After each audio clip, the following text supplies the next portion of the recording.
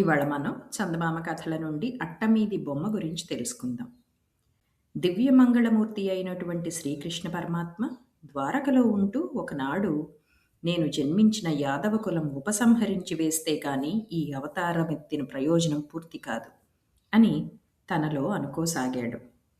కృష్ణుడు ఇలా ఆలోచిస్తూ ఉండగా విశ్వామిత్రుడు, అనితుడు, కణ్వుడు, దూర్వాసుడు, భృగువు, అంగరసు, కాశ్యపుడు, వామదేవుడు, అత్రి, వశిష్ఠుడు, నారదుడు మొదలైన మునులందరూ ఆయన దర్శనానికి వచ్చారు. వచ్చి కృష్ణుని ఆజ్ఞ ప్రకారం పిండాకారక క్షేత్రం చేరుకొన్నారు. అక్కడ యదుకుమారులు నీతి తప్పి ఇష్టారాజ్యంగా వ్యవహరిస్తూ ఉన్నారు. వాళ్ల జులాయితనానికి మితిమీర లేకుండా ఉన్నది.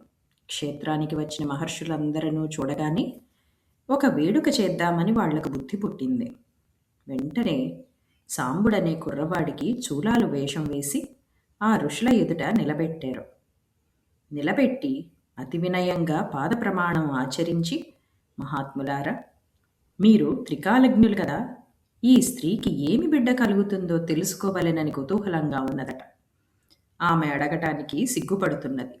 కాబట్టి మేమడుగుతున్నాము, దయచేసి చెప్పండి అన్నారు. మునులకు అరికాలి మంట నెత్తికెక్కింది. దానికేముంది అబ్బాయిలు, మంచి ప్రశ్నే అడిగారు.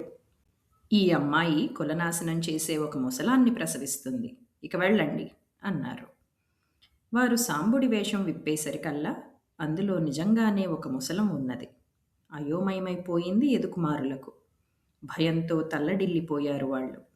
చేసేది లేక గురువాజ్ఞ ప్రకారం ఆ ముసలం అరగదీసి పొడిగా చేసి దాన్ని సముద్రంలో కలిపారు. ఎంత అరగదీసినప్పటికీ ఆ ముసలం పూర్తిగా నాశనం కాక అంకుశం మొన వంటి సన్నపాటి ముక్క మిగిలేపోయింది.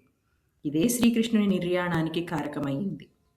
పోతే వాళ్ళు చూర్ణం చేసి సముద్రంలో కలిపిన ముసలం వ్యాపించినంత మేర తీరాన ఒక విధమైన రెల్లు గడ్డి మొలిచింది.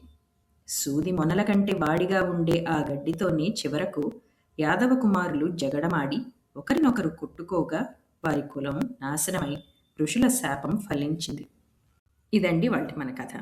మళ్ళీ ఇంకొక కొత్త కథతో మీ ముందుంటాం. అంతవరకు సెలవు మరి.